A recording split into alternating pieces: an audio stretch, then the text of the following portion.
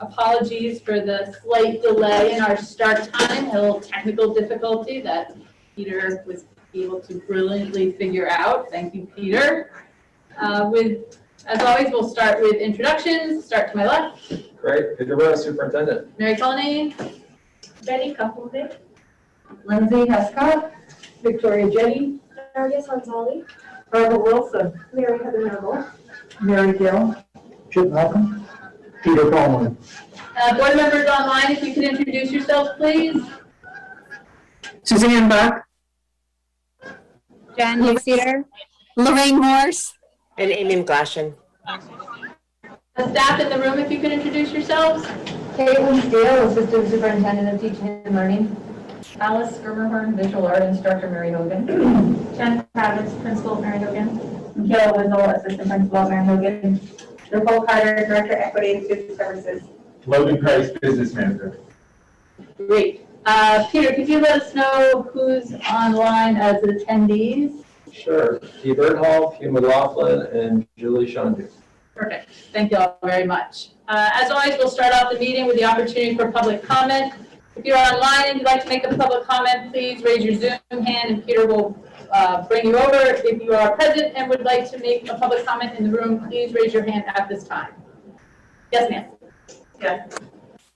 Yeah, you can stand and just introduce yourself and then make a public comment. Okay, my name is Fonda Butoff. I am a licensed K through 6 teacher, not working full time. I've subbed for the past several years with the exception of last year in all levels at ACSD. I've subbed long term in high school, middle school, and elementary. I've subbed as a regular classroom teacher, special educator, and paraeducator. I've seen and heard it all over the years in our schools around here. I'm here tonight because I have not seen in the past what I'm seeing this year at our schools. So basically, I'm here to give you my sort of state of the school report. I have subbed this year in 4 different schools, elementary and MUMs. It's been the same in every school. And I'm not saying this is everyone. I'm giving you my take on things. Teachers are frustrated, exhausted, and in many cases downright angry. They feel they have no choice, that no one is listening, and they are being asked to do more and more in their classrooms because of IB, yet no one is able to help them when they can't figure out how to fit it all in. When one team of teachers voice their fatigue and frustration, the IB leader asks them what they think the solution should be, rather than offering some solutions. The teachers feel they have barely any time to teach with all the meetings they are expected to attend concerning IB. They feel they are unable to establish routines and programs because they are constantly being pulled out of their classes. For some students are at a deficit academically, socially, and emotionally and need consistency and routine. Yet they are not getting this because every other day they're being taught by a sub or a paraeducator. Teachers are not blaming this on the school principals. I want to make that very clear. They have not said our administrators are this or that. But there's a sub shortage. I've had to turn down more sub jobs than I've accepted. There are days when I get emails, texts, and phone calls from 4 different schools, and I'm already subbing at another school. They're all desperate. Whole teams are out for IB meetings, so literally there are no teachers in the area, only subs. There are classrooms without subs, so the paras are asked to fill in. I subbed in a school and the principal was filling in. I had a class of 3rd grade students. In the afternoon, a student refused to do any work and was antagonizing other students and disrupting the class. He was crawling around on the floor, around my feet, hitting me with his stuffy. He was climbing on tables, trying to climb on a bookcase. When I had him sit in a quiet spot, a beanbag chair, he then proceeded to kick the door that adjoins another classroom. I was trying to teach the rest of the students while trying to keep this student safe. I finally called the office because there was no written plan for the student that I had access to for me to follow. Eventually, a special educator showed up to help. She had just happened to stop by the office and was asked to come help me. She was helpful, but in the meantime, her students, who she was supposed to be with, were left without. She eventually had to leave, and I was left to deal with this student on my own. At the end of the day, one of these 3rd grade students came to me and said, "It's hard to focus in a room where there are students who are such a distraction." That's one of our goals this year, to learn how to focus. My last example, and the thing that pushed me here tonight, is my experience at Mom's last week. I subbed for 1.5 days. I will not return. I was warned ahead of time by teachers and parents who are involved with that school, don't go there to sub. They told me it was out of control, and that was not an exaggeration. For the first time in over 20 years of me working in classrooms, I was ready to walk out the door. The students were so out of control and disrespectful that I finally called the principal to come. Both he and the vice principal came. They took 4 students out of my class. For the first time ever, I raised my voice and yelled at my students. I've never done that. I dimmed the lights and I said, I've had it. You need to sit down, you need to listen, I can't get to the plans. And they would not, with that, sit down. I was told by one student, oh, because I said to them, I'm tired of all this garbage. You need to sit down. And I was told, oh, you're calling us garbage. Well, I'm going to write you up. And don't you worry, you're not the first teacher I'm going to write up this week. The hallways are chaotic, and I think they're unsafe. I had a teacher tell me she was afraid to be in the hallways. In each block that I taught, there were students that came to me and apologized for how other students were behaving. They would also say things like, good thing so-and-so's not here, he's really bad. The halls are filled with yelling and foul language. Students refuse to do what they're asked, like, pull your mask up. They have no respect for authority. They are constantly in and out of class. They show up late, and they don't want to work. Besides having to have those 4 students pulled out of my class, earlier in the day, I was in the middle of teaching, and all of a sudden, a big bag of grapes was thrown into my classroom, landed in the middle of the table, splattered everywhere, and the kid took off running. I knew who it was. He was supposed to be in the class across the hall. I went over and I asked him to come clean up the mess. No, I'm not going to. I said, you need to come clean up that mess right now. F off. And he ran down the hall. Later, the teacher came in with him, and I asked him, why wouldn't you come in and clean when I asked you to? And he said, because there were people in here. I said, oh, would that have been embarrassing? Then maybe you shouldn't be doing things like this and disrupting the class. In my day and a half there, I listened as teachers talked about looking for other jobs. One teacher said, I'm tired of vomiting every morning before I come to work. Another said her husband is telling her she needs to quit, that she's worth more. Another teacher said she's afraid to walk down the halls. These teachers made it very clear the principal and vice principal are not to blame for the chaos. They feel they are working their tails off, but they are being given no resources. They also do not blame it on COVID. They said they made it very clear that they were not ready for 6th grade to come up, but no one listened. So the situation is they received 150 more students, staffing was cut, and they're still trying to figure out IB. Then you add COVID. It's an absolute mess.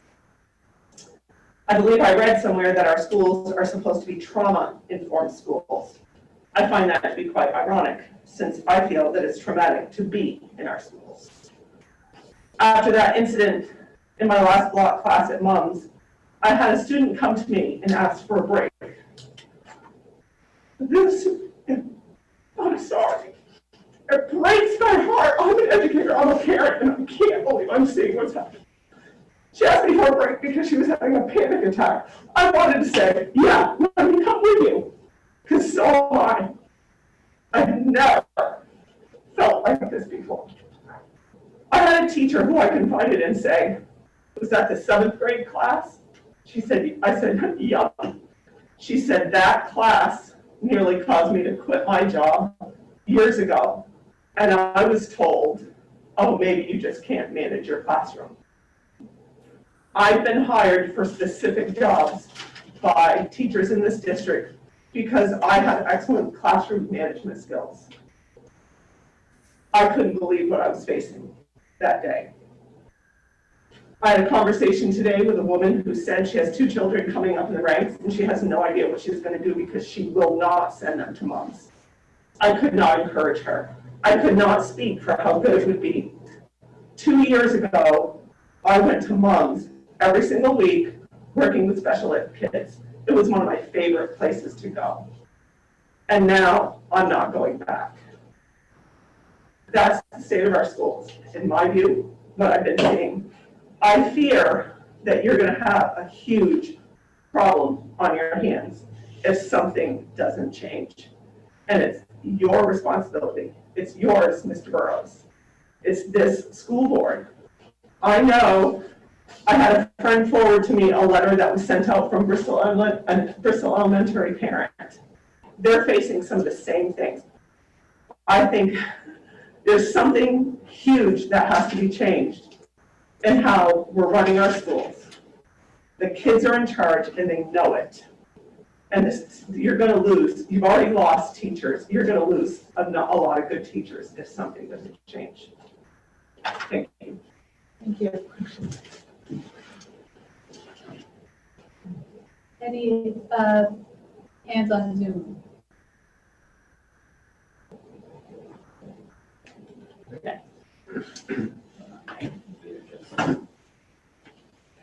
Next up is the Mary Hogan School presentation. Peter, I'll turn it over to you.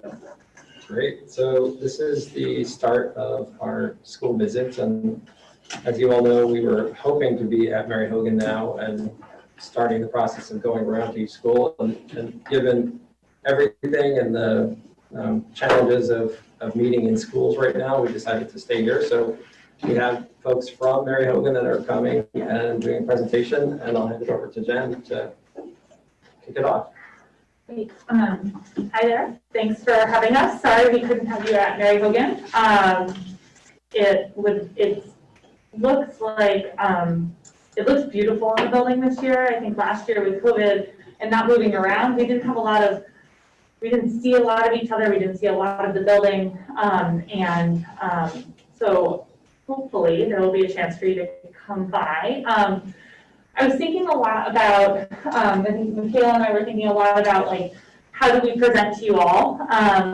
You know, we come every year and I think about the presentations you see from other schools and the presentations you've seen from Mary Hogan, and I thought a lot about what we're thinking about this year as a school. And so I actually reached out to Alice Schermerhorn and said, hey, are you willing to share what is happening in the visual arts arena at Mary Hogan, because it's super exciting.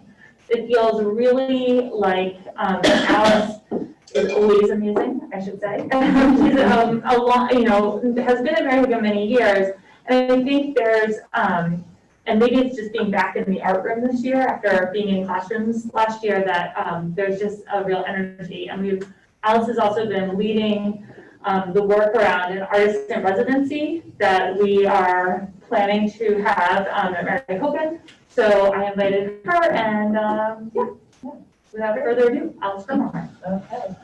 Well, thank you. So we've invited Michael Kin to do work with us, and I am also a student teacher this fall, Angelica Hartman from Middlebury College, who's been amazing.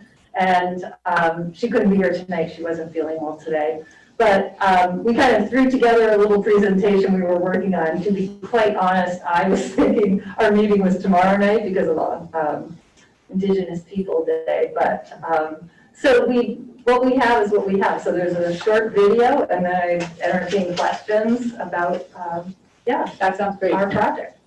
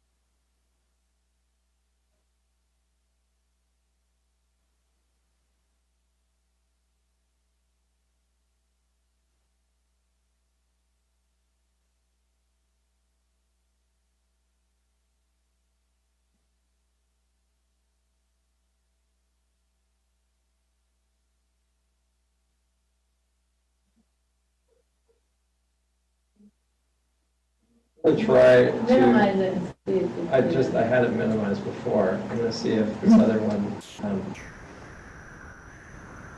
You want me to send you the YouTube link? well, I've got the other, link here. If this one works better.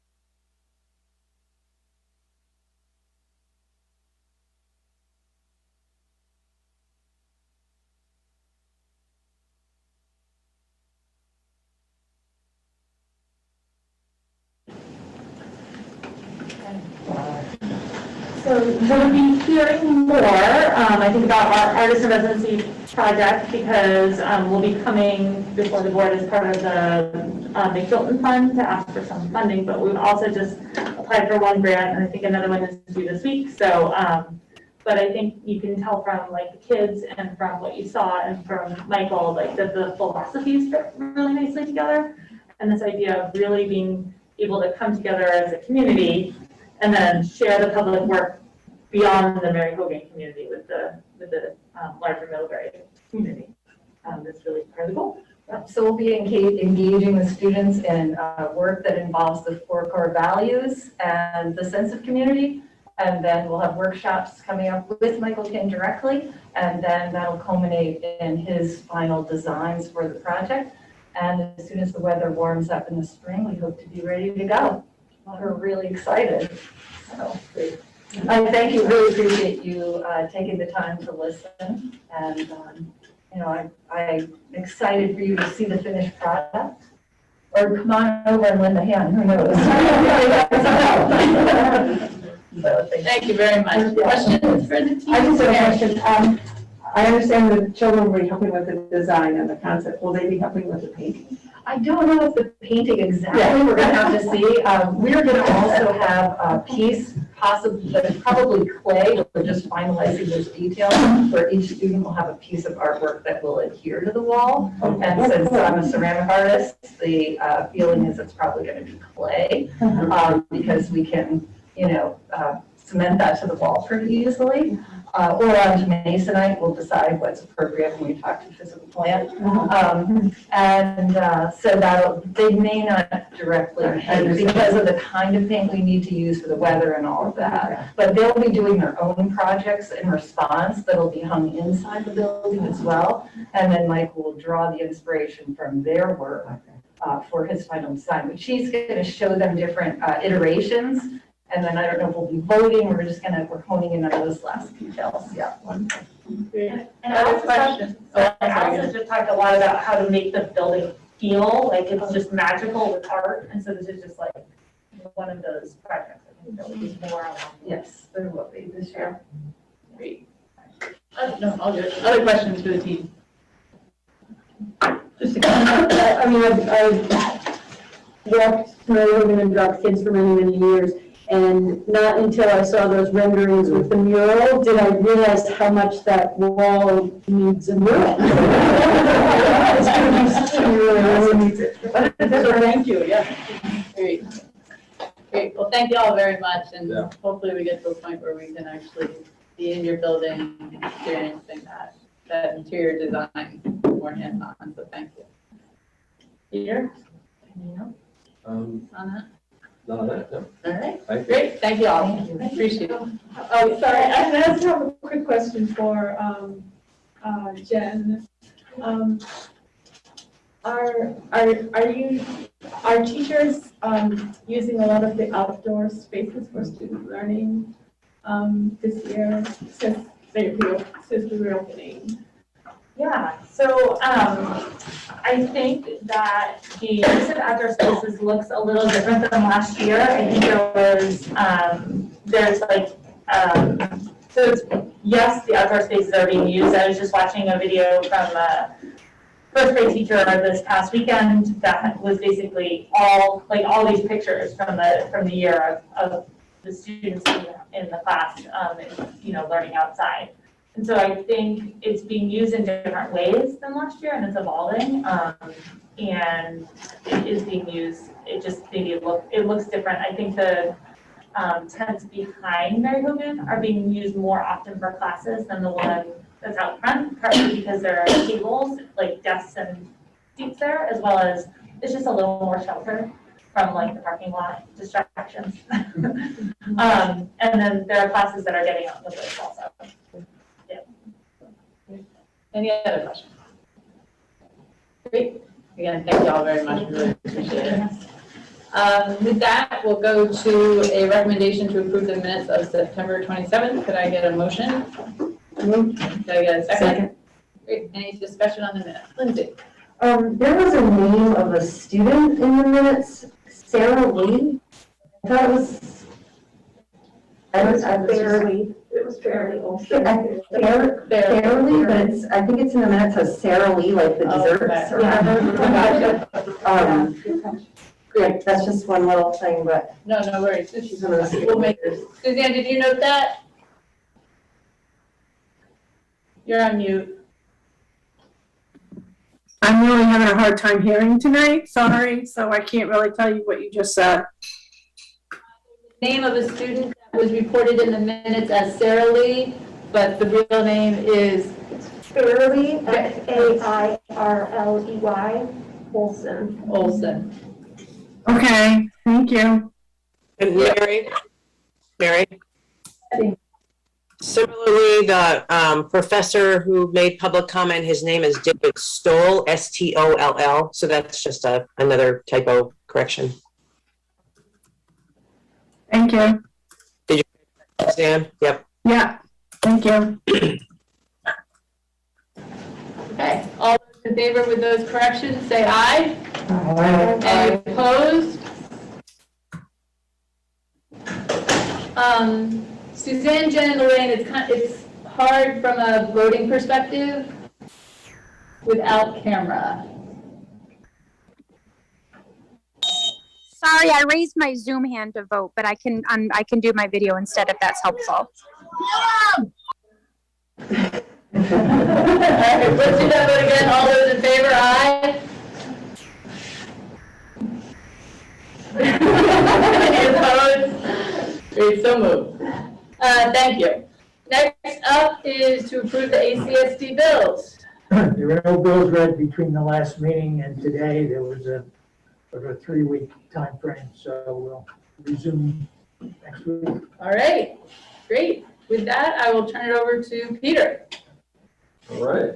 I guess I'll start out with just kind of talking about where we are with COVID and fatigue, and kind of related to the public comment today, just kind of where people are. You know, I think throughout ACSD and throughout the state, as I've shared before, I spend a lot of my time on statewide conversations with other superintendents talking about how we're going to respond to this or that, or, you know, all the things that we're hitting kind of for the first time in during the pandemic, and especially this year as we come out of, well, last year was really state-run into every district is figuring it out on their own.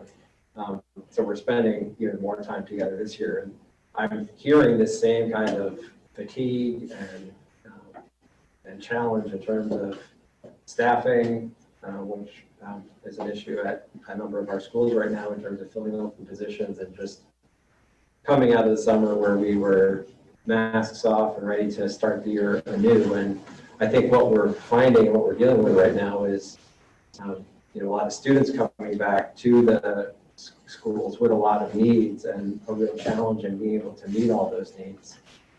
So that is, like, you know, in terms of an update of where we are, and looking at last week in Addison County, where we had a significant number of COVID cases. Our case numbers are still high.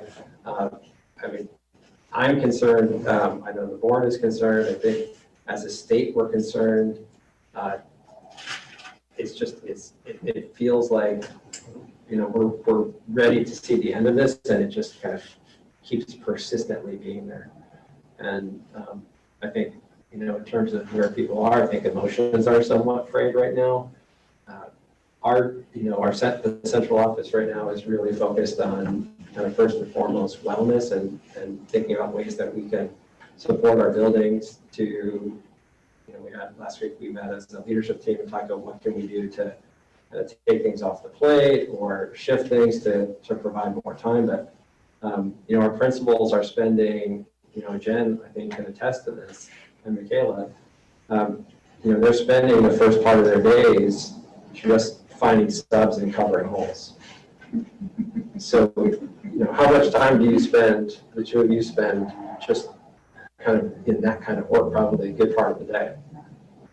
I'd say at least an hour to 2 hours every day.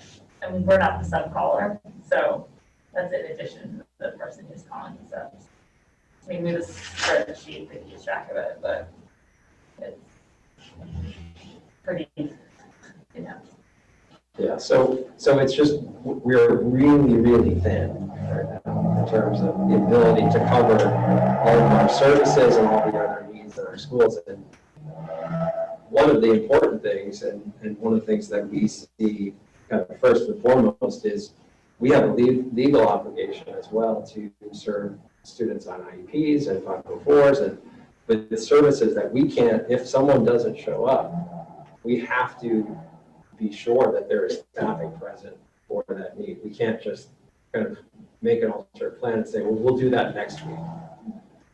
So some of our schools that are short-staffed are also under considerable strain to just make sure that we're meeting those obligations. The other obligations that are equally important, and take care of our students and our staff at the same time.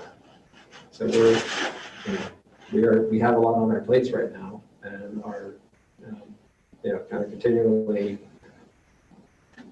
as I mentioned, reaching out to buildings. We're spending more time in buildings now than we normally do, just to provide some of that support. But it is, it is wearing on, and as it continues to wear on, as people get, grow more and more fatigued, it's even that much more important for us to stay together and focus on the important things. So that certain things do have to kind of fall away as we're focusing on kind of the core needs of the district. And that is, as I mentioned earlier, that's something I'm hearing from fellow superintendents as well as they work through these same kinds of things in their districts. We are beginning, in terms of code, we are beginning the test to stay. So that will be a huge help. We got information today from the state. So that is the testing program where we, student who is supposed to be quarantining can come in, get tested, and then can attend school that day. So we'll be working on, Kelly's going to be working on this week and next week probably, how that's going to work in all of our buildings and how we're going to staff it. And you probably read last week, there was a lot of news in the state about, can school districts even do this? Do we have enough staff to do this? So again, that same thing about more and more to do and not enough staff to get it done. But Kelly feels pretty confident that we can pull that off. We have had a number of cases over the last week, or a few cases over the last week, recently at Waybridge and at Mary Hogan. So that would make a big impact, especially for our elementary schools where students aren't vaccinated.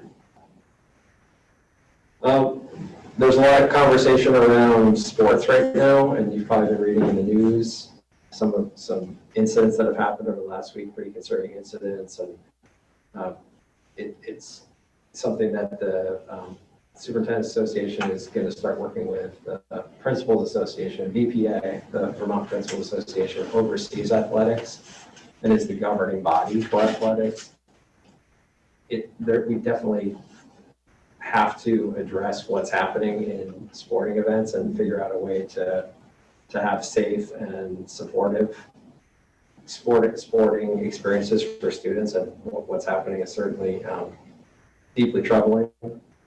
So I bring that up partly just to kind of reference what's happening, and I'm part of those conversations at the state level also to say that for winter sports, we've been told that there's not going to be an overarching state structure to say, here's what winter sports is going to look like. So that is another area we're going to have to really be together with other districts to talk about what that looks like. Are we having spectators or not?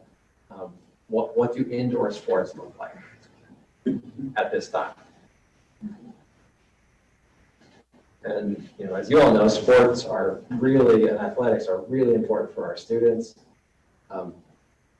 As we're seeing right now, they're also highly charged places, and when there's discord and tension within the community, it can find its way to sporting events too, in a way that we need to address. There were questions about last week about moms and kind of what's happening, and I've asked Mike to come and kind of share at the next board meeting kind of what's happening, the work that they're doing, the kinds of structures that they're looking at kind of adapting and shifting and changing as they kind of work through some of the challenges they're facing. It isn't a surprise that there are, they're struggling with behavior right now.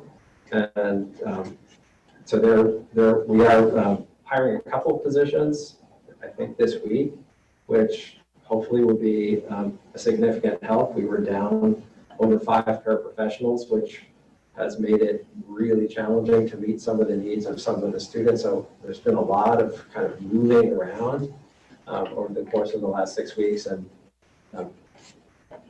hopefully in the next week or two, as we bring on these new staff, some of that will start shifting and will make an impact. So Mike Dudek, the principal, will be coming to our next board meeting to provide an update and share kind of both what he's working on with student, staff, and community now, and also probably looking ahead as we look at kind of the beginnings of the budget process and kind of what kind of a 2.0 version of the initial plan looks like. So that's my update. Questions for Peter? We'll go around. Mary? Peter, is there any connection with the social media information that's been coming out about how disruptive and how many students are being affected by the, is it carrying over into school? Is there a thought that some of this behavior and some of these challenges are related to that? I think probably to some degree, but I don't think I would chalk it up just to social media. Social media has increasingly become an issue. If you talk to principals, they'll say they're spending more and more time working through issues with students related to social media. Yeah. So I definitely think that's a big issue. I mean, Vargas could probably speak more eloquently to it. Okay. Yeah, I mean, that's the thing though, is that growing up, like once we hit middle school, a lot of my grade had social media too, and it definitely caused problems. But I think the problem is that with all of like the staffing shortages and stuff like that, we're just seeing that kind of behavior directed to social media. And I think that's part of the reason why you see stuff like that increasing. Mm-hmm. And frankly, like I have a sister in middle school, and it's funny because I was told when we were coming into high school as freshmen, people told us, oh, like you were known as like the troublesome grade or whatever. And when I look at my sister's stories now, it's honestly insane. Like she comes home with some things to say that just blow me away because my middle school experience was so completely different. Mm-hmm. And I think I'm honestly concerned.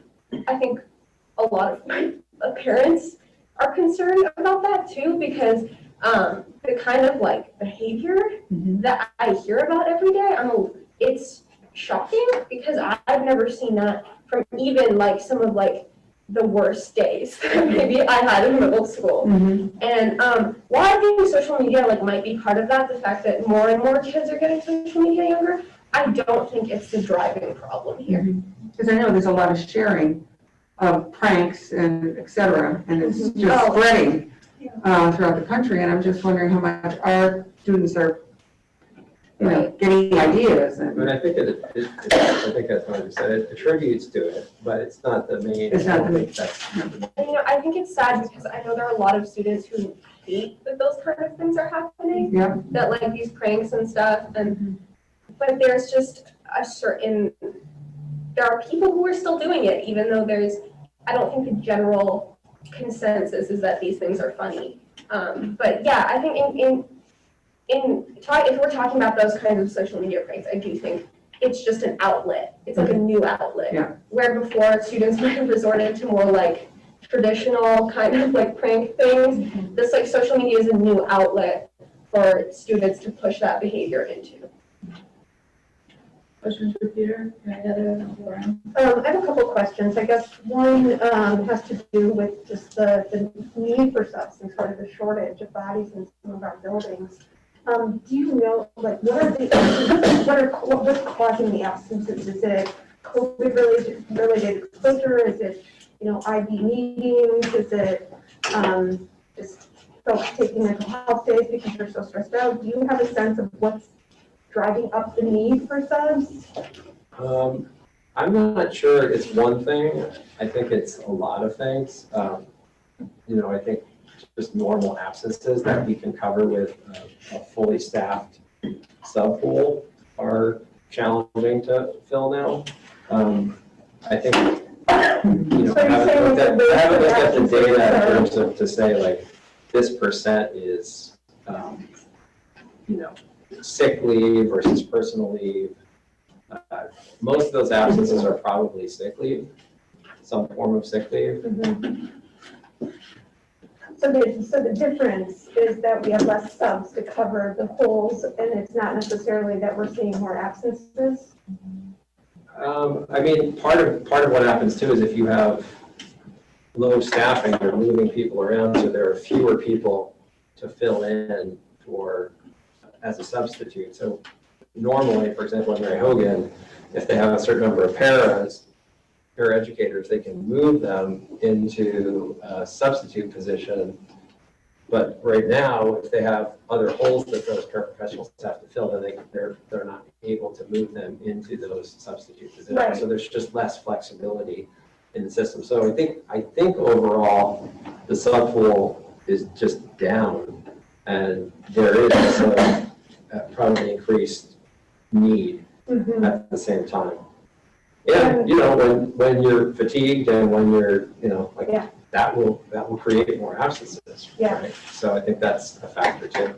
And it sounds like, we clearly have vacancies in our paraprofessional positions, so that is causing troubles too. I'm just curious, I know, we have been sent a message. If you know anybody who is interested in being a paraprofessional or stuff, what else is being done to try to recruit folks? And I'm curious about, particularly in our elementary schools, obviously COVID put the brakes on, using our out-of-school volunteers and things like that, but I'm curious whether central office is considered, for vaccinated folks, is that something that we can revisit to leave and provide some additional interested folks to help out, where then you might free up some staff people to send where the most urgent needs are? I'm just curious if you guys. Did we talk before this meeting? Yeah, we just talked about that last week. Okay. And I talked to Kelly today. Okay. And so she feels comfortable with it. I feel comfortable with it too, in terms of vaccinated volunteers coming into schools.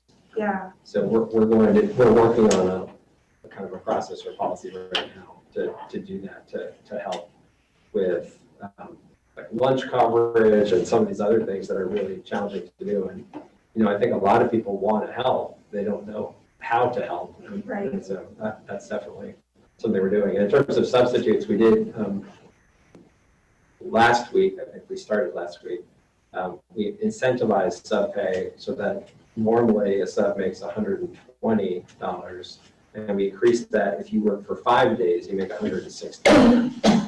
And then if you work 4 days, you make $150 a day if you work 4 days that week. So that was just a way to, and it sounds like, I don't have the final data yet, but it sounds like that was somewhat helpful. And I'm sorry, I don't mean to take away from 100%. I'm just curious whether MOMS and MUHS have cell phone policies, and if that is an element of our problem-solving toolbox. They do have cell phone policies or procedures, but solving what? I don't know. I don't know if that's a factor in some of the behavioral issues. I don't think that's the. I haven't witnessed that. I've spent a fair bit of time at MOMS this year. Kind of walking the halls, just kind of trying to help out, and I haven't noticed excessive cell phone use, at least in the hallways and when I poke my head into a classroom. Okay, thank you. Yeah, thank you, and thanks for your questions, because that eliminates some of mine. One of the things, as I'm listening and to the public comment, I'm really worried about our sixth graders that have been put into this environment, and having went from a little school into a big school myself, I know how fragile it is and how you get with the right kids and get the right experience that builds upon your educational experience to maximize their potential. So I could listen to this and I'm like, God, 2020 vision would have been, let's not do this yet while the COVID crap is going on, right? The other thing that came to mind, would we consider stopping maybe, some of the meetings, like if there's IB meetings, there's additional meetings, so that the teacher has the opportunity to stay in the classroom. And so until we get a more robust set of subs, that kind of thing, so that we can get the classrooms under control, because a sub, it's gotta be hard. Yeah. To control that. So we thought about doing that as well. It's like, okay, until we can get things in a stable place, can we really look at all the meetings and only have meetings that are essential that's taking a teacher out of the classroom? Yeah, I mean, we had that conversation prior to the first round of meetings, and we kind of felt like we had a commitment to some staff who were doing the progress reports for the first time and wanted to provide them with time to go over that. So we kind of felt an obligation to teachers at that point to hold those, but we have communicated with principals and others. Caitlin, do you want to share about that? Yeah, absolutely. I mean, as Peter said, we're rolling out a new progress report, and it takes a time commitment, professional time commitment for teachers. And so we had planned it as a half-day release for each grade level team, and we had planned it in the summer when things were looking rosy. If we cancel those meetings, we don't cancel the work that the teachers have to do. And so we really got to a place where there wasn't a good answer. And ultimately what we said was, if you are in to principals, that if you're in a pinch point where you don't have a sub, you can call your teacher back, not send them out. And would you please check in with them and ask them what support do they need, whether it's more time or more support from an IB coordinator to still get this work done. It wasn't an ideal solution, and it's really not an ideal situation. So we have a second round of these. It's only at the elementary level where we pull teachers out for these meetings. And in a normal year, we do it twice a year. So, if I'm a third grade teacher, I would miss a half a day in the fall and a half a day in the spring. And that's just really typical. We made it through our first round of those this fall, and I don't know whether we'll do them in the spring or not. If we don't, we'll need to build the time somewhere else. It will really depend on where we are with COVID and with subs and with that strain. So I just want to say we see it, and we're trying to respond humanely, and it's really imperfect right now. I would say, teachers are missing more days. Remember, if you have any COVID symptoms, you're not coming to work. So that's more absences than normal. And there's a lot of stress, which also wears on our bodies. And so people are missing a lot of time. They're missing less for professional development than they would in a typical year. We're being really careful about, approving what we can manage with that. And so we're not sending people away to IB workshops. A few went away in September because they booked them way back when COVID was looking good. And we're not planning any more travel right now. So we do see these patterns, and we're trying to be responsive. And it's really not perfect. And just one more question. First, just a statement. It sounds like the state could really step up and help the schools with better guidance. I mean, this is crazy, making you guys, have to figure everything out. But I'd also heard on the radio, when I was listening last week, that there's a lack of test kits in the country. And that made me nervous that that's going to affect us in this ability to roll out the test and stay program. So I know Biden has put a bunch of money towards it. Yeah. But that was like, oh crap, that's not going to be good. Yeah, I haven't heard that we won't have the test kits, but it wouldn't surprise me if it happened. Yeah, I think we'll do our best, and we'll definitely start it and hopefully continue it. I don't think we have the option of also doing surveillance testing, and I don't think we can lift the surveillance testing and the test to stay, so we're prioritizing the test to stay, because that means kids in school. Which is good. Thank you. Other questions for Peter? Victoria? I just had a couple quick questions. I wondered, one, if you're looking for any sort of like partnership or help from Porter or CSAC in terms of both the test and stay, staffing that, and maybe help them with middle school. So we have a pretty strong relationship with CSAC, and Yeah. we have a number of open positions that they can't fill right now. Yeah. So we are kind of leading on that as well. Yeah, in terms of them helping, I think once we got the information today from the state about what the procedure looks like, so Kelly and I will review that together and then figure out. And she'll primarily talk to the nurses and say, here's how we think it'll go. Do we have the ability to do this? And then if we don't, we'll probably try to lean on partners. And then I just had a comment in response to Barb, and that's, I have a sixth grader at Mom's, and our last meeting when we had the public comment and all, I sort of did an informal survey, and I can't say specifically that the sixth grade has been immune to the troubles at Mom's, but I've only heard positive things on the transition. But That's good, thank you. people's kids are happy and that they're getting the attention they need and the challenge, and it's not too challenging, but it's been a good change. And so for what that's worth. One thing that, and I don't know how to action this, I guess is the phrase, and I have always believed that for us to, as a community, to believe that the institution of education is going to be the sole solution for the challenges that our kids are facing is a fool's errand. And it seems now more than ever, the relationship and partnership between home and school, as well as other institutional forces in our communities, must be at an all-time high. It has to be. These are all-time high challenges. We should be ashamed of ourselves if we think this sits on the shoulders of the institution of education. That is crazy. Just crazy to think that y'all are going to be able to take this on.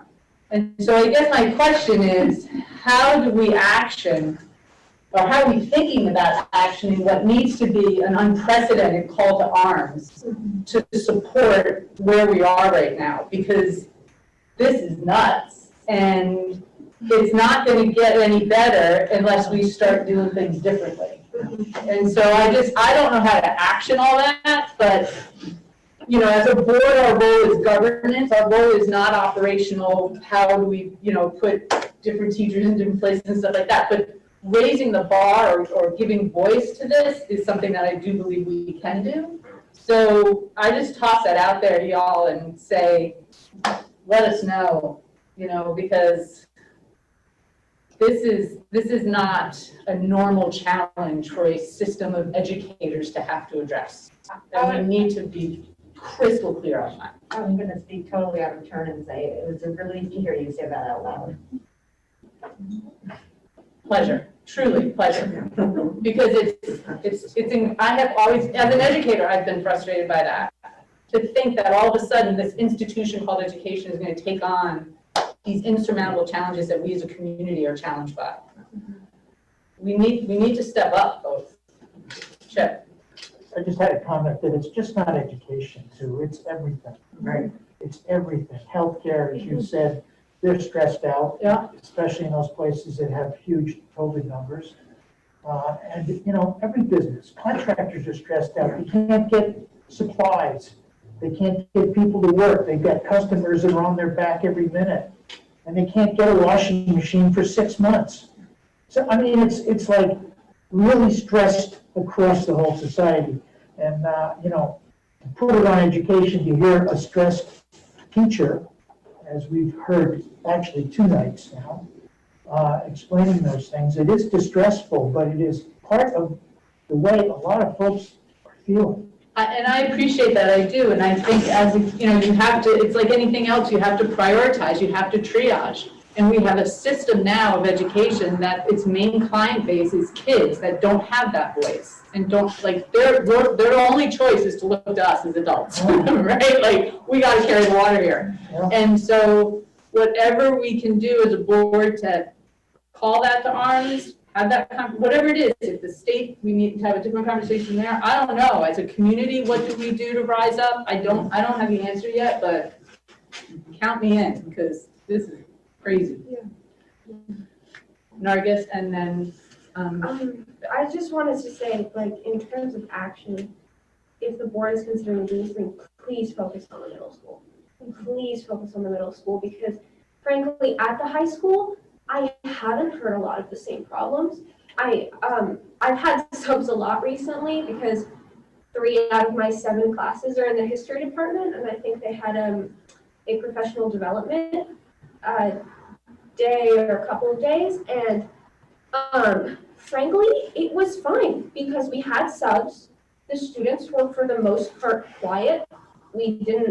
I've heard of a class that didn't have a sub, so they just went to the office and said, hey, can we have a sub? Like, I think for the most part, high school students have are settled down a little bit at least. I'm not too sure about the freshmen because I am in a lot of junior classes, but I think for the most part, like upperclassmen, sophomores, I know definitely we do not have as severe problems as the middle school seems to be facing right now.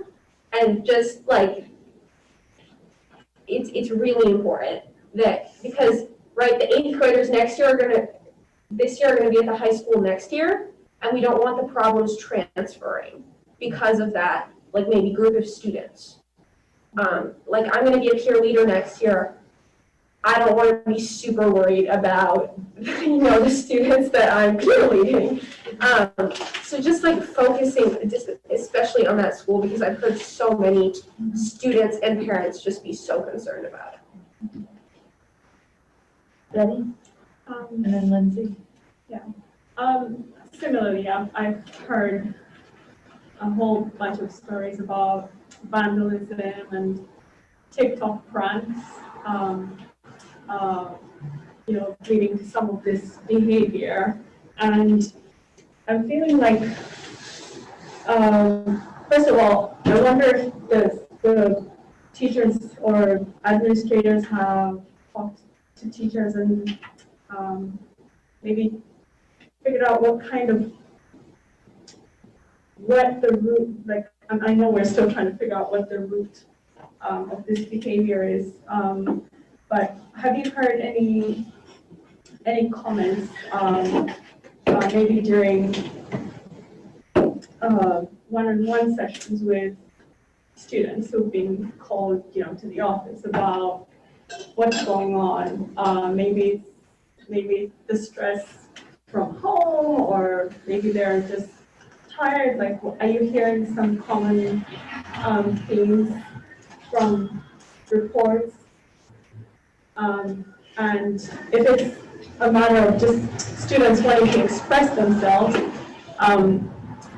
when I watched the art exhibition video that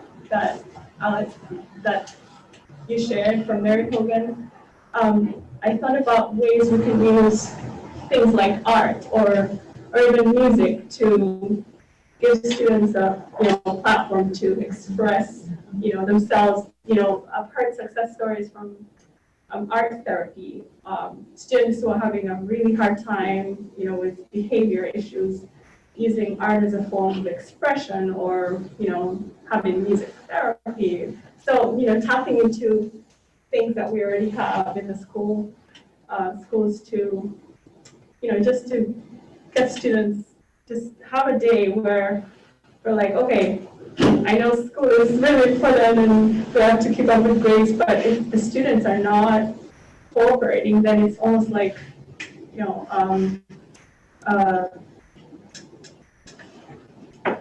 almost pointless. So just having sessions where you just have art therapy, or bring specialist in for that kind of thing, or have our teacher come in and work with students in that way, and just try different things like that. But And I think it's probably a confluence of a number of things. We haven't been fully staffed at MOMS since the start of the school year. And we've been struggling at the central office to try to support staffing at MOMS and at other schools without taking staff away from schools that really need staff. So when you start moving staff around school to school, it has a pretty significant impact on the school that staff member is leaving. Sometimes staff members won't go to a new school. They only want to work at one school. They might resign.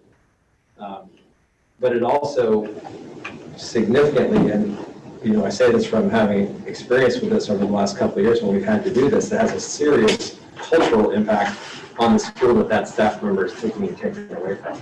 So we've tried to, thus far, support in each school, because we don't feel like right now we have kind of extra staff in our schools that we can just kind of move around. It doesn't have a pretty strong impact on the school that they're in. We've been working to try to hire these positions that I mentioned earlier, and I think if MOMS is fully staffed and has all those positions, and a lot of those positions are support positions, which, as you talked about, what are students feeling, we want to be supporting every student with whatever their needs are.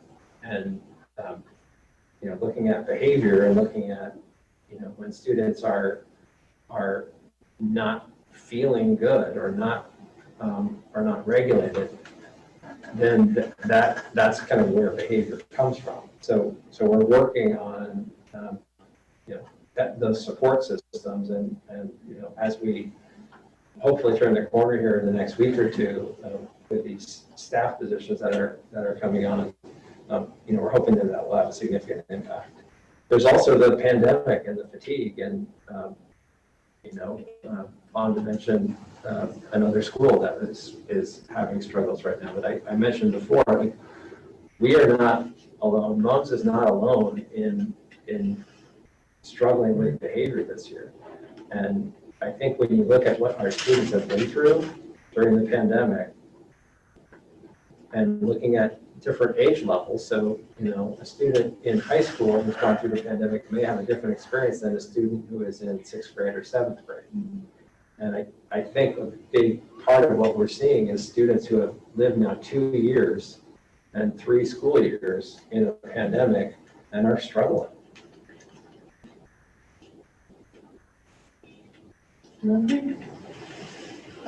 Thanks for the board report, and I really love the Mary Hogan report.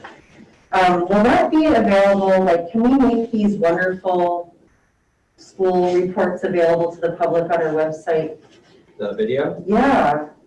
We'll get a non-glitchy version. That was just, I have no idea what was going on with that. But. Yeah, I don't. So, yeah, it was just really good. And so,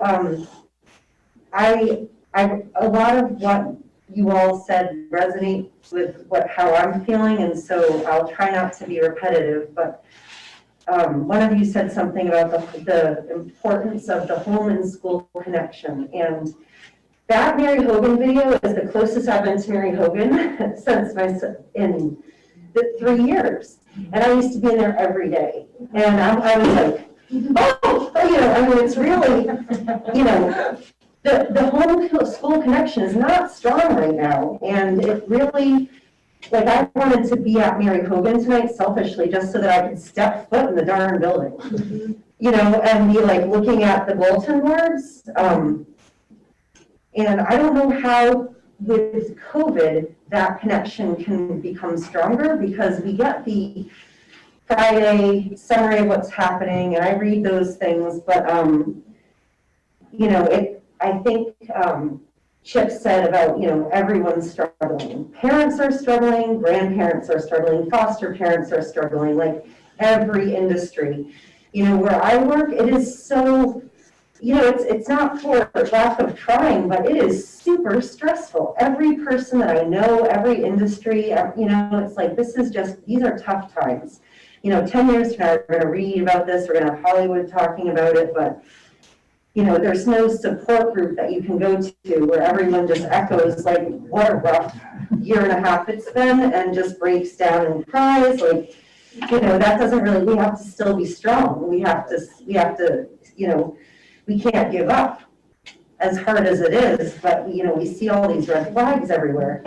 I don't know what the answer is, but I hear one of the things you said, Mary, was like the call to arms, and I think everybody can do a little bit more, maybe not more of what they're doing, but, I'm sitting here thinking about some of the approaches that CSAC uses to help teach kids how to regulate their emotions and,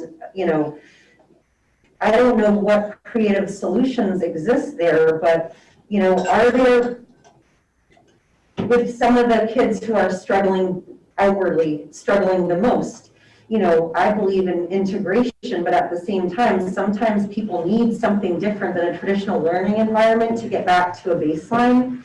And I wonder if we've considered hiring out with some of these ESSER funds, having a group of kids spend a period of time at the studio school, or working with local horse, equine therapy, working with local barns, having MALT bring programs in, or taking a whole group of kids into MALT, giving money to MALT so they can hire a new educator, taekwondo, gymnastics, mountain biking, have we seriously looked at ways of getting pods of students that would resonate with, just to get through this, so that the emotional behavioral stuff, I don't know, you guys probably already talked about all this and have weighed all the options and everything, but we have so many resources district-wide within the district, that's why we unified, but we also have all these people that, if somebody asked me to teach a gymnastics program to help ACSD, I would jump at the chance to do that if there was a group of kids that I think would,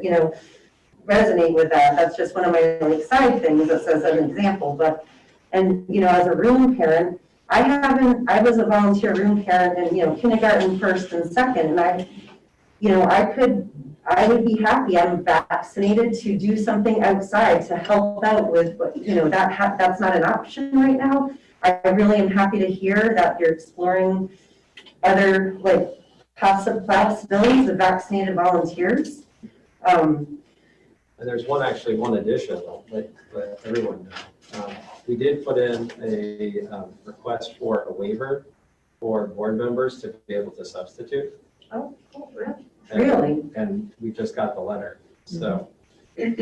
Whereas normally you can't work in the district. Normally you can't work in the district, but Right. for this calendar year, or for this school year rather, you can substitute for ACSD. Oh, cool. That's board member.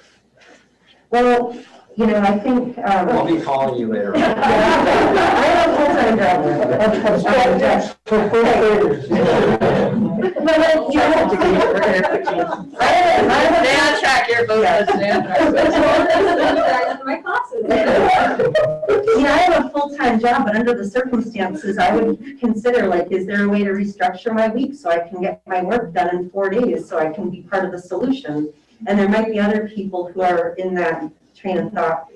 I had one other comment about the social media, and we've talked about it in general.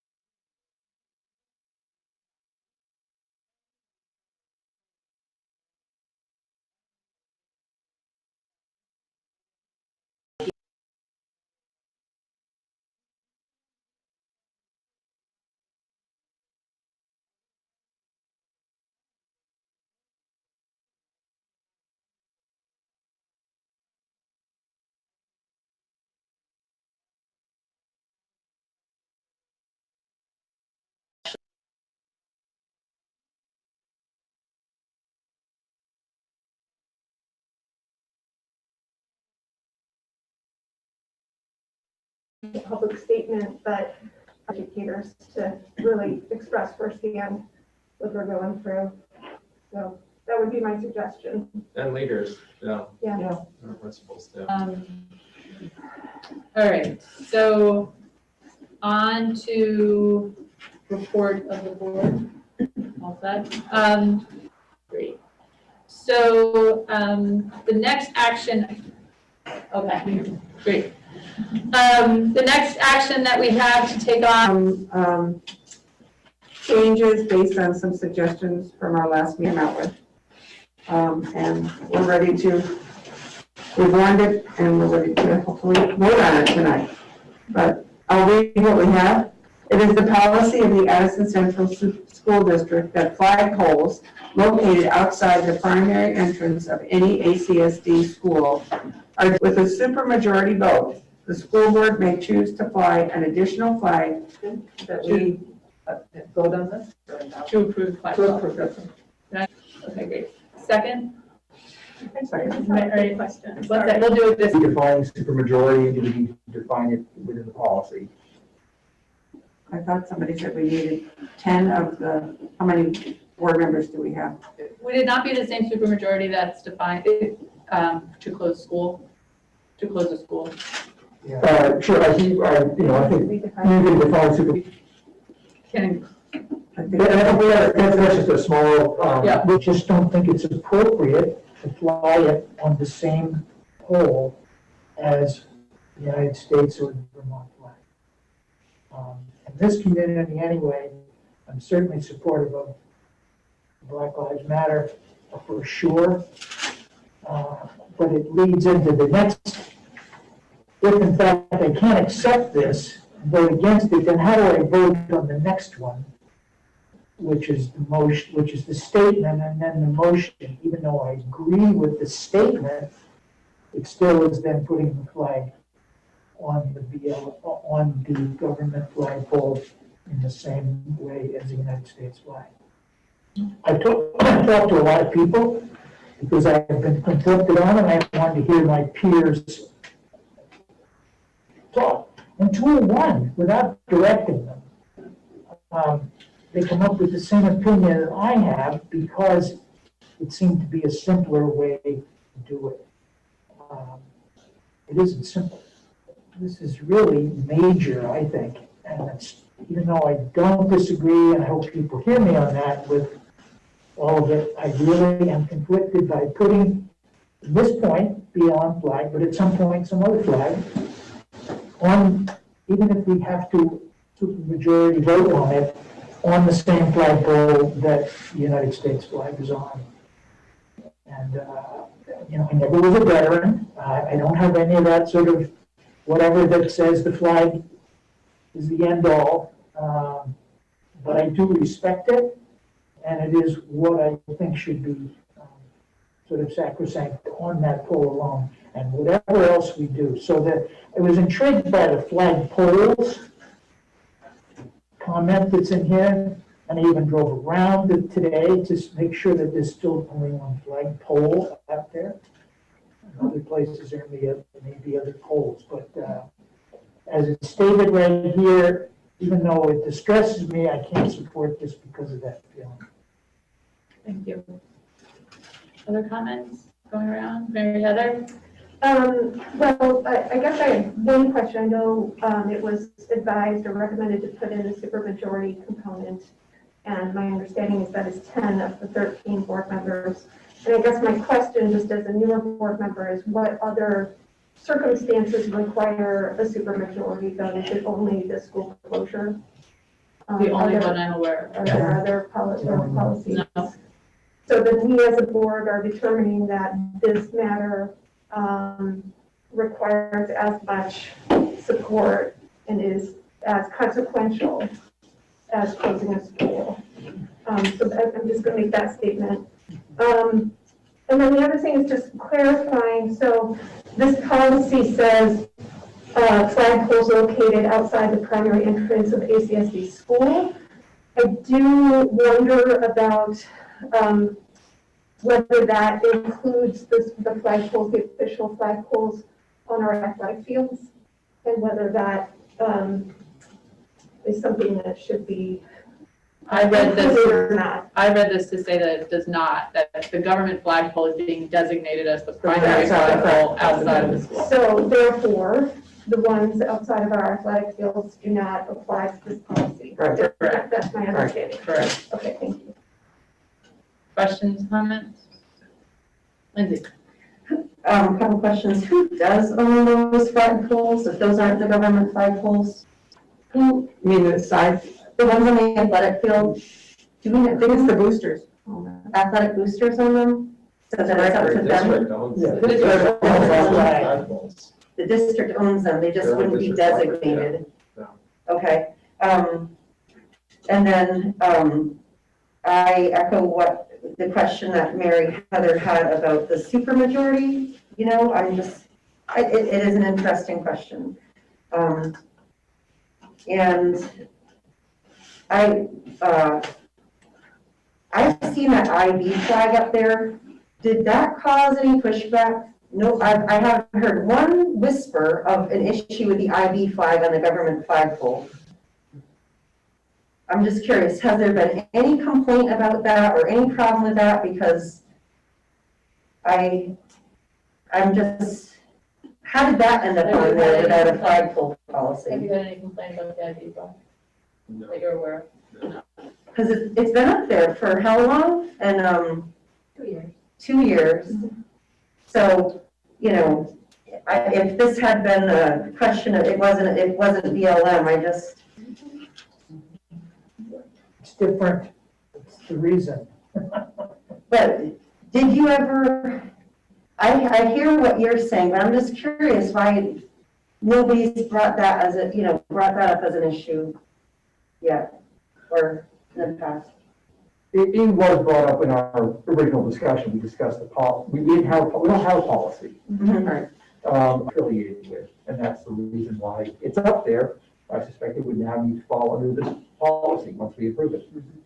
Have there ever been any other flags prior to IB, NEA, any other educational affiliations prior, or? Not that I'm aware of. The only one that's been on the flag at the, is The fields, The fields is the field. the POW flag. It's flown there, as it is over the post office, which I often think about too. Which in state legislature says can be flown on a government flagpole as long as it was a gift to the institution who owns the pole. specifically the POW flag? Do other flags fall under the POW? Just Not POW? that I know. So that's in state, that's it. Yeah. it's in state. Other So, questions? Barbara? I also kind of question the supermajority. Why wouldn't it be a majority, like most of the policies that we, vote on? Obviously, at the time of merger, that kind of thing, having a supermajority made a lot of sense because that's a very critical issue to close the school. And for me, when I look at the government, this flagpole that we have, I believe as a board, we need to look at what we do fly on it, and it needs to have some significance because it is on that new flagpole. And something like Black Lives Matter flag to me is of that significance. And I would hate to see us ever just, basically say you can only have 2 flags, because it really does, to me, give a message that of support, from us, that we are showing this equally important, because it very much is.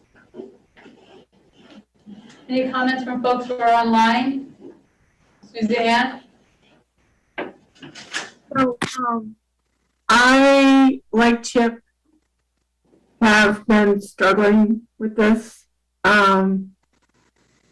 I have asked family and friends and students, and I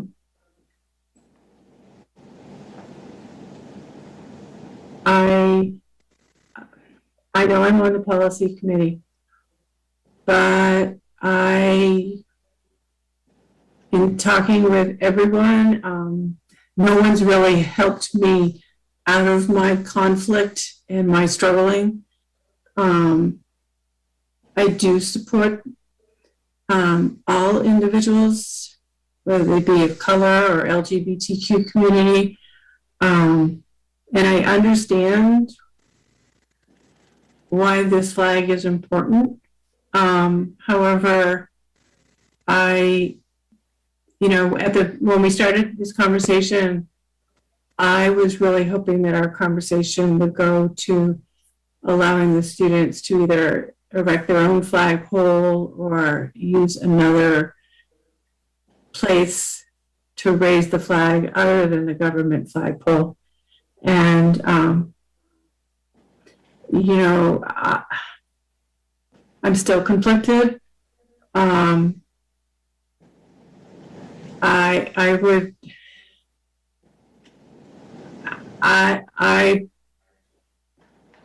just don't feel that the government flagpole is a place for anything other than the United States flag and the state flag.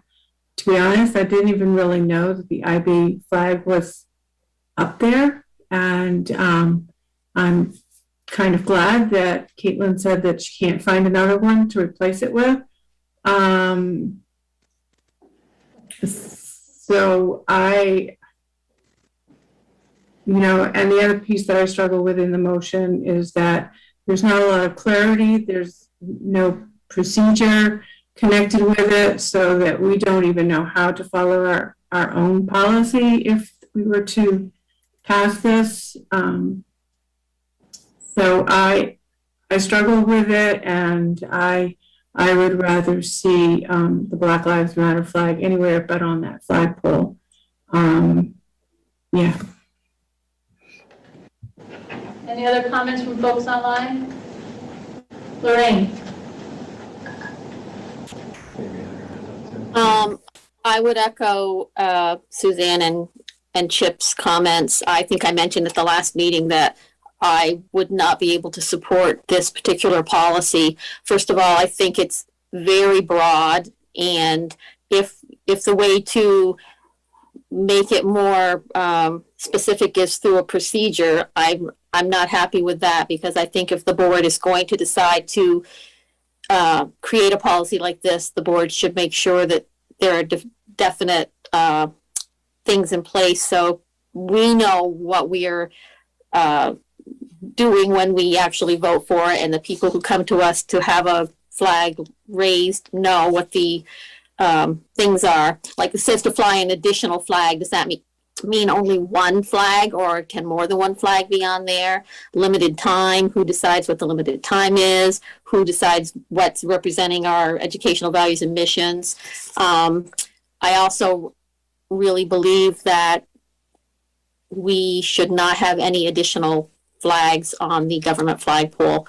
As a private citizen, I definitely support the Black Lives Matter movement. I support, our students of color. But I don't think that the Black Lives Matter flag, or any other flag for that matter, I know it's kind of come down to Black Lives Matter flag, but we've said all along it's not just about that flag. And I don't think any other flag belongs on that pole. And Chip mentioned earlier, how could he vote for the second, the motion for the flag, if he doesn't agree with it going on the government flagpole? I completely agreed with everything in the statement up until the point about demonstrating our commitment to the students by raising the flag. So I wouldn't be able to support that motion as well. So again, it's not, as a private citizen, I completely support everything they stand for. But I can't vote for this particular motion. Thank you. Amy? I want to present a slightly alternate point of view around the policy. I think that it's intentionally vague in those areas in that it's giving us as the board sole discretion. That's the beauty of it. It's saying we're making the decision about what we consider of enough import that's consistent with our mission, and that we have to be in broad agreement across the board in order to be able to support. I think that's better than having a formal protocol policy about how many flags are this or that, whatever, because then it's really putting it out there. This is not a normal procedure. This is an exception that we consider for very powerful issues where we want to make an impact in a symbolic way. And so I commend my colleagues on the policy committee. God, I know how hard it was to come up with language that ties it to our educational mission, yet makes it an action of the board, and makes it an unusual action of the board that should stand out and should not be where it's subject to any group that wants to approach us at any time to say, well, there's that flag. Well, that doesn't mean that we're going to accept any flag. So I commend the committee on getting us to this point, and I think it paved the way for our being able to vote on the next item, which we will talk about the merits and all of once we get through this. Anyway, thank you. Thank you. Any other comments from folks online?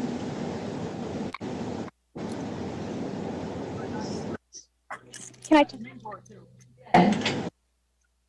Sorry, I'm like getting to the car. My phone's dying. This is so important, and I apologize that I'm doing this from like this weird environment. I would just echo what Amy said. I have gone all around in circles on this, how to do the best thing for our students in our community. And I feel like this current flag policy, which is the issue on the table right now, is very sound. And I think that by stating or inserting the piece about the supermajority shows how important that we think this vote is, and that we would only consider something that is very important to us as a school board and our school district. And I'm going to hold my comments on the other policy until we talk about that other policy. Thank you. Peter? Thanks.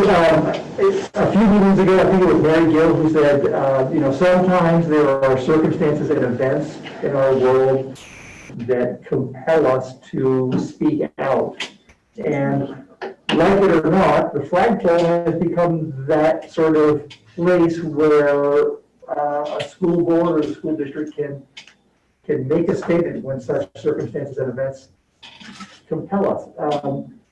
I think Amy kind of hit it right on the head about why this policy is written this way. I sent my own suggestions to Mary. This is absolutely the polar opposite of it, and I like this better because it is an action of the board and a statement of the district. Mine had all sorts of levels of petitions and what you have to. This is way much better, and I do think that the vagueness, or whatever you want to call it, within this is meant to say this is an unusual policy, and a policy which lies in the sole discretion, and the action lies in the sole discretion of the school board. And I appreciate the work that you all have done on it. Any other comments for folks who have not commented yet? Margaret? I've been thinking for a long time as to what I was going to say in this kind of like, I guess, last discussion about this flag policy, and I think a couple things have come up for me. And one is in terms of, there only being the American flag and the Vermont flag on that government flagpole. I would be interested in hearing if the members who brought this up would be interested in seeing the IB flag go down, because that is not the government flag or the state flag. And if it's truly that's what's bothering you, which I don't doubt that it is, then there should have been a discussion about the IB flag. There should have been a discussion where maybe people say, that's not the place of the IB flag. We can put a banner up in the hallway that says IB, but the flagpole is not the place for this. Another thing I wanted to say was, I think a lot of hesitation to put this flag up is for political reasons. I think Sir Malcolm said that it is different, right? It is a case of something that has become politicized. And so that makes it all the harder to put it up, to say that we support this.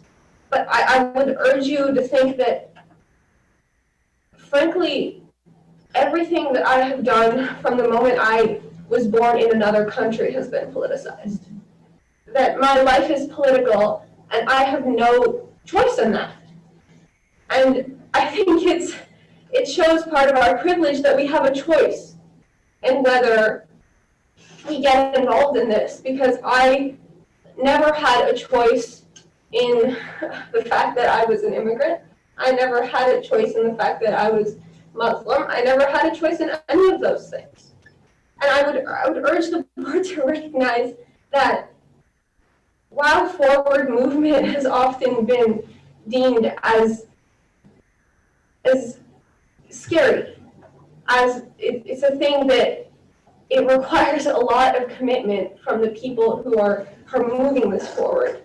I think that's, given the trends of history, I think that maybe taking it forward is the right decision, is the best thing to do for our community. And yes, it invites debate, and yes, maybe some people want to stay away from that, but if we keep ignoring it, or if we say, no, there is no place for those things on our flagpoles, on our government designated spaces, then we're just pushing the problem further away from us.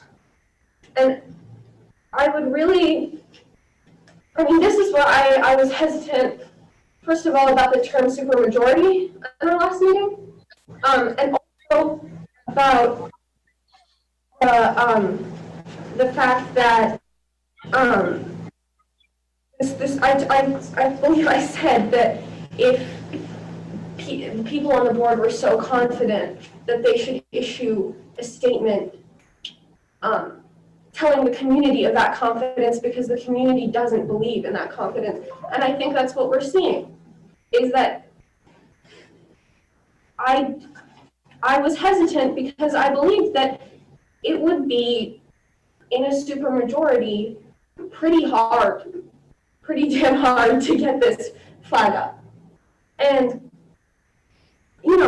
the students of our school, and frankly, schools all over the state have been calling for this for so long. And, other schools have put it up, and we've lagged behind on that. And I'd like to bring to your attention the fact that recently there has been graffiti in one of the boys' restrooms at the school saying, "Stop being effing racist." Why was that written if there are no examples of racism? Why was that written if this is not a problem that needs to be addressed on a place like a government flagpole, because of the fact that it is an important space? I, again, would like to agree with the arguments that have been brought up, whether it's necessary that this be a supermajority, because it isn't something like a school closure, which is frankly a huge concept, and whether we could possibly change that to something else. Thank you. Thank you. Is there anyone who hasn't spoken yet? I want to make sure that we get everybody in. All right, and then we're going to take Betty. I was going to say, I echo all my fellow board members and Nargis's very heartfelt comments on the issue. I would support flying the Black Lives Matter flag on the government pole, for reasons beyond personal reasons. I think one of the other issues that has led to confusion or hesitation has been, understanding the Black Lives Matter movement and the Black Lives Matter organization, which are slightly different in their agenda and beliefs. Think of the Black Lives Matter movement as more of an extension of the civil rights movement, and maybe that could help you put this in perspective. But what are we saying when we fly that flag on the government flagpole? We are standing in support of not just Black students, but all students of color and communities, students who have been marginalized. Historically, this has been a nationwide issue, and I think that's what makes it really important for this flag to fly on the government pole, because this has been a historically a long issue historically in this state, not just in this country, but I would say worldwide. And I think that's what makes it really meaningful to fly it on the government pole. It will, make a statement that we are trying to break down, the barriers that exist, the racist barriers, and make students understand that we are working towards that, being more inclusive and more promote equity in our schools, especially in such a matter that has been that has long affected this nation. Thank you. Everybody's gotten a chance to chat, I believe. So, Mary, Can I just defend some of the wording that we put in here, because so much of what we put in this particular version was comments that people gave last week that they really wanted to be part of this. I think the super majority, that's definitely open, I think, because I think you're right. I mean, geez, this is a statement. Why do we need to compare it to closing a school? But the other thing, I just want to say, the majority of our constituents who have contacted us for the last 4 months are in support of us doing something like this. And I think if we take a stand that we're not going to move this fight, all this conversation, all these iterations, all this compromise, etc., what message is that going to send to the rest of the community and the rest of the state that Middlebury can't get behind this?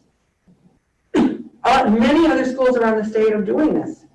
We are the slowest ones doing it. And I would be embarrassed that Middlebury would, because the rest of the state's not going to go through all our conversations over the last 4 months and see all the ups and downs and all the different pieces. What they're going to read in the paper is Middlebury will not fly Black Lives Matter flag. That's what they're going to read. And I believe more strongly in Middlebury than that. And I obviously are constituents who have written, spoken with us. The students have come in multiple times. They have written to us multiple times. That's where the majority of the vote is coming from. My feeling is it's coming from the community and our students. So I just feel like I want to support what the policy committee has put in here, even though I know one of our members on our committee is not necessarily in favor of that. But we as a group came to this. So I just want to put that out there. And I appreciate that. And I'm going to call this to a vote because I think everybody's gotten the opportunity to speak. Before we do that, I do want to thank the policy committee. I want to thank the work that you've done in organizing this, and I want to thank the entire board for the contributions that you've made to the debate, as well as the students that we've all heard from, the staff that we've heard from, community members that we've heard from. this is a big deal, and to be honest, I wouldn't vote for it if it wasn't for the supermajority component, because I do believe that we need to elevate this type of statement that a board is making, to fly a flag underneath the United States of America. Whatever that flag is, as I have tried and failed at separating these two issues from the flag policy and the Black Lives Matter policy, we are voting on a flag policy right now. And I do believe a supermajority should be required to fly a flag underneath the United States flag. It's the motion that we have in front of us, and so that would be the motion I would like for us to vote on. Again, thank you all for the debate. So with that, we will call this to order for a vote. As the policy is written, all those in favor, please say aye and raise your hand and leave it up so we can count. Aye.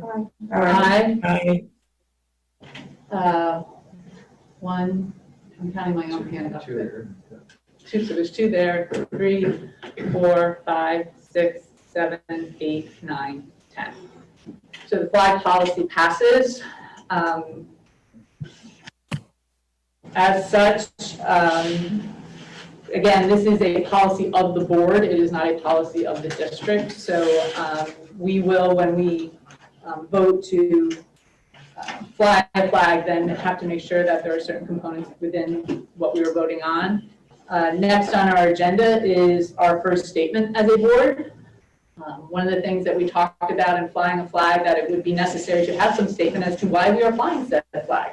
And so what was proposed as an action item, this is not a policy, this is an action item. So I want to make sure that we differentiate the two. We are taking action as a board, and that action was also submitted. So could I get a motion for this action item, and then we will have that debate. Mary Heather? I make the motion that the board instruct the superintendent to fly the Black Lives Matter flag on the government flagpole outside of the primary entrance of Middlebury Union High School through the end of the 2021-22 school year. Great. Did I get a second? Second. We have lots of seconds. Any? And then are we separately voting on the statement, or these two? We will vote together. So can you read the statement? Sure. The Addison Central School Board, ACSD Board, recognizes the academic disparities that exist between white students and non-white students, as well as the increased race of exclusionary discipline for students of color in public schools, both in Vermont and across the nation. That statement is also footnoted. The board also acknowledges physical and mental health disparities that exist between white and non-white populations in Vermont, and the impact of health and well-being on a student's access to learning. That statement is also footnoted. We believe that diversity, equity, and inclusion are critical to achieving ACSD's vision and foundational goals. We recognize that much more work is needed to create a more inclusive and equitable environment for non-white members of our learning community, and the ACSD board is committed to that work. To publicly demonstrate this commitment and to stand in solidarity with the Middlebury Union High School Student Coalition on Human Rights, the ACSD board will fly the Black Lives Matter flag from the MUHS government flagpole in our support of those members of our community who have been and continue to be impacted by racism.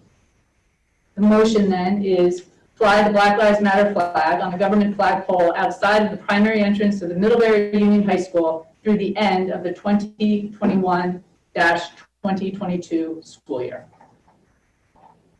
Comments, questions on that motion? Lindsay? I just am wondering about the term non-white, white and non-white. Is that the most respectful way of wording this? I've heard people of color often, but I just don't know the answer to that question.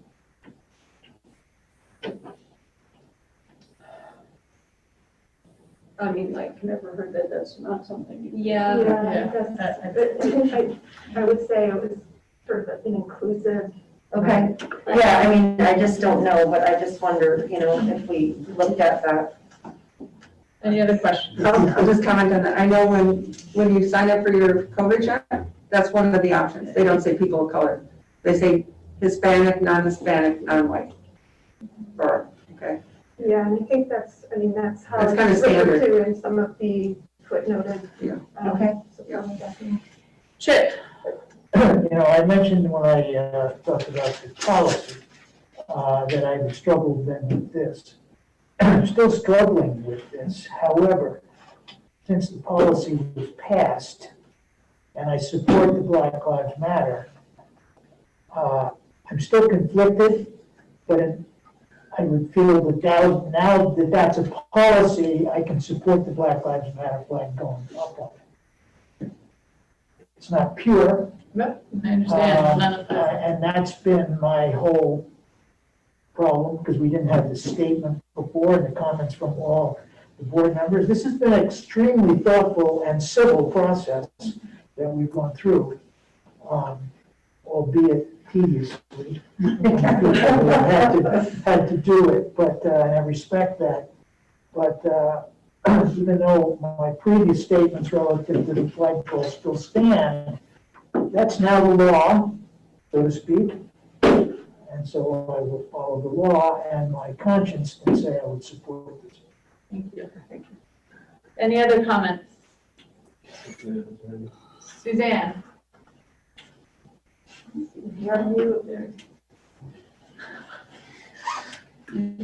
Get your buttons here, raise your hand, unmute. So question, if we say through the end of FY 21-22, what happens if another, I don't know what it might be, another super issue comes through and we vote to, that we feel that that decision is also just as worthy as the Black Lives Matter flag, and we want to fly that flag. Would we have to take one down to put the other one up? I mean, how many? I'm confused. So that's why I'm wondering, should we say like 2 months that it flies? And then we can extend it if we want? Just so that in case there's other groups that come forward that would be as compelling and as worthy as this flag is to fly. Have that ability. Got a motion on the floor. Right. You're welcome to amend it. But the wording is as it is. And just to respond, Suzanne, to your comment though, we would then have that debate, right? So if another flag, if we as a board felt for some reason that in 3 months something was going on in our world where we wanted to fly a flag to represent that there was some statement we wanted to make in line with our vision and values, we would then have to have the debate. Do we wait until the Black Lives Matter flag comes down, or do we want another flag flown? And we would have that debate. And as our policy states, the supermajority would then have to agree or disagree to answer that question. But that, hopefully, we have now a system, right, a platform that allows us a little flexibility in dealing with something that is fundamentally unknown. And that's probably one of the toughest policies to write when you're trying to write policy for those variables that are unknown.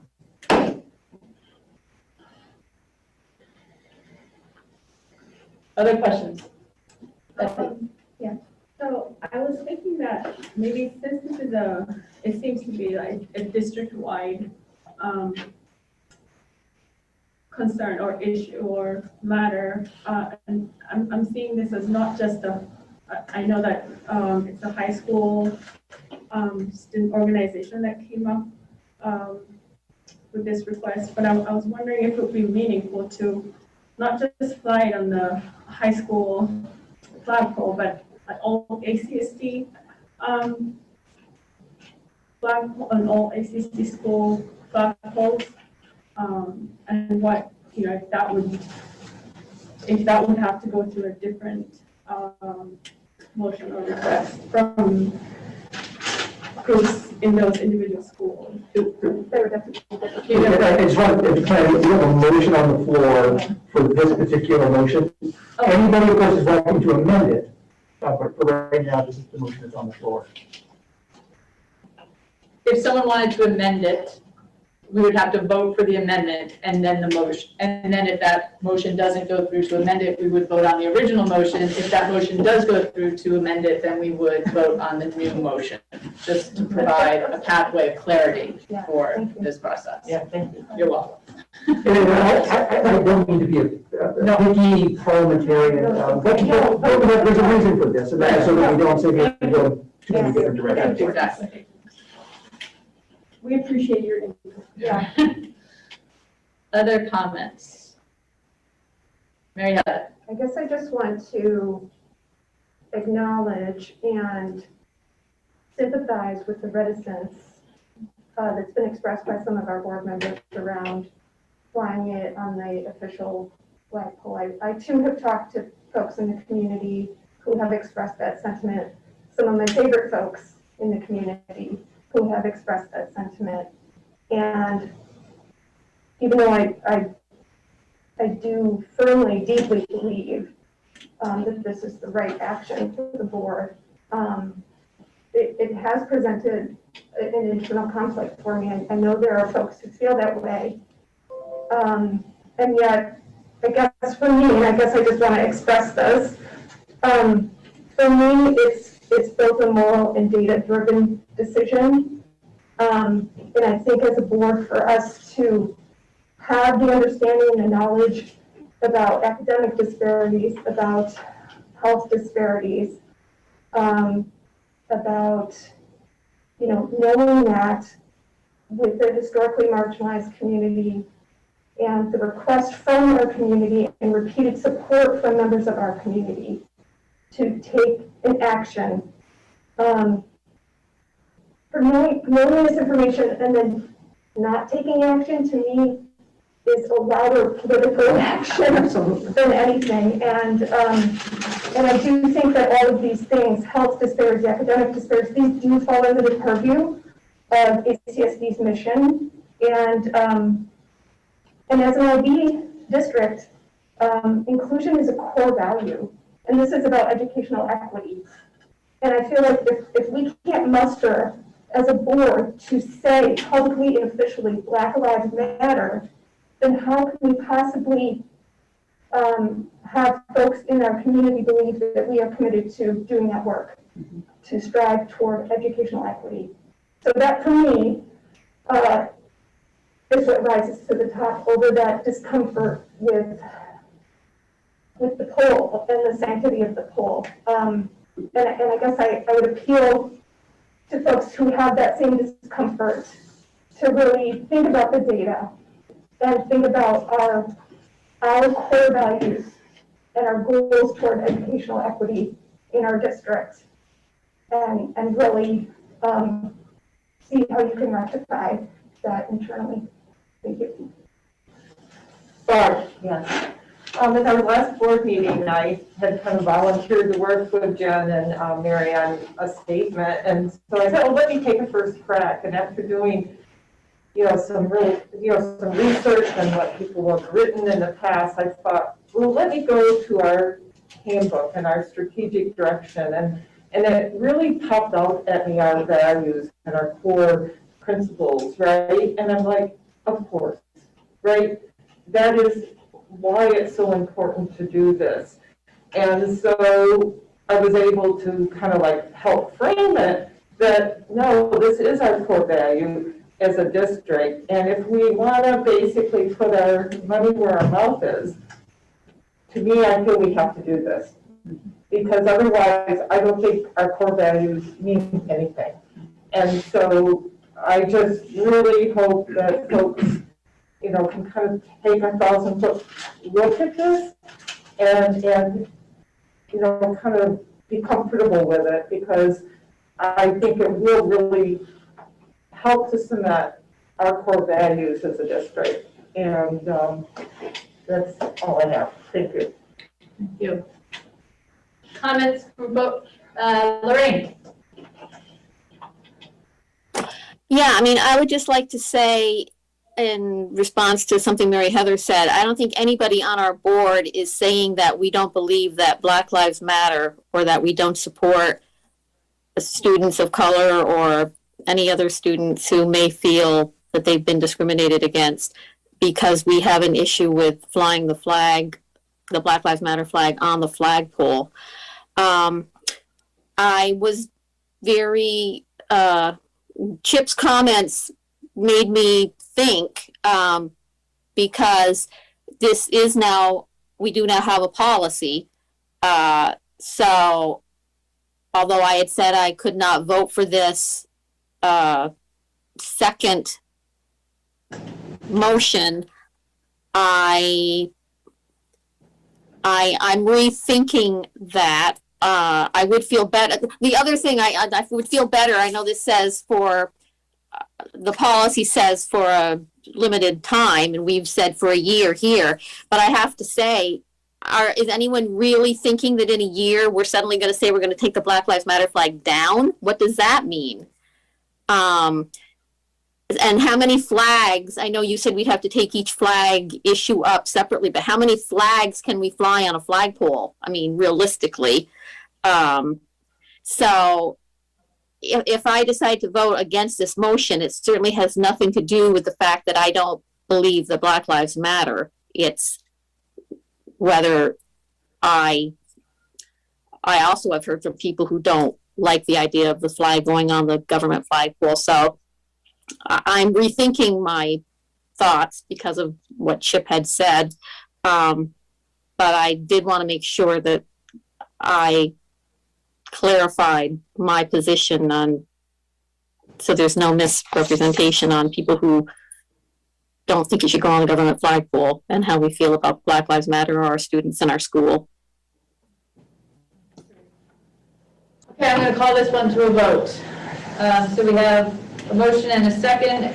As demonstrated by the policy, or as written in the policy, we will need a supermajority for this flag to be flown. So at this time, could I see hands for all those who are in favor? Please say aye. Raise your hand. 1, 2, 3, 5, 6, 7, 8, 9, 10, 11, 12, 13. Majority of the vote.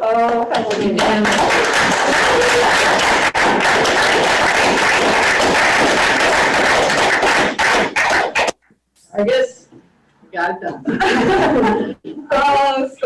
Unanimous vote. Thank you all again very much. Every day we are reading more and more in newspapers and seeing on TV communities not being able to have such a debate manner that is respectful and productive, and we have demonstrated otherwise. And in a time when we are all afraid and trying to figure stuff out, congratulations and thank you. All right. Can I just make a quick comment? Sure, Amy. All I wanted to do was to commend our community for being so articulate and persistent in sharing perspectives on the message. And all the comments were so thoughtful, and I just really appreciated the very constructive dialogue around this whole thing, and for your patience, the community's patience, as we really had to grapple with this in a way that, but look at the result, rather than divisive. It we came out. Was it? I couldn't see, but it looks like it was consensus. Is that right? It was all of us. Yeah. So that says a lot about the community's impact on our process. So thank you. Thank you. All right. Any other? I got nothing. Executives, yes, Mr. Conlon. Well, and just something else before we move on. Well, I mean, it seems so mundane, but I don't want to do it, but we can do it. It makes it feel so. We can probably do that next time. Yeah, okay. I was just going to do a facilities update, but I think we can.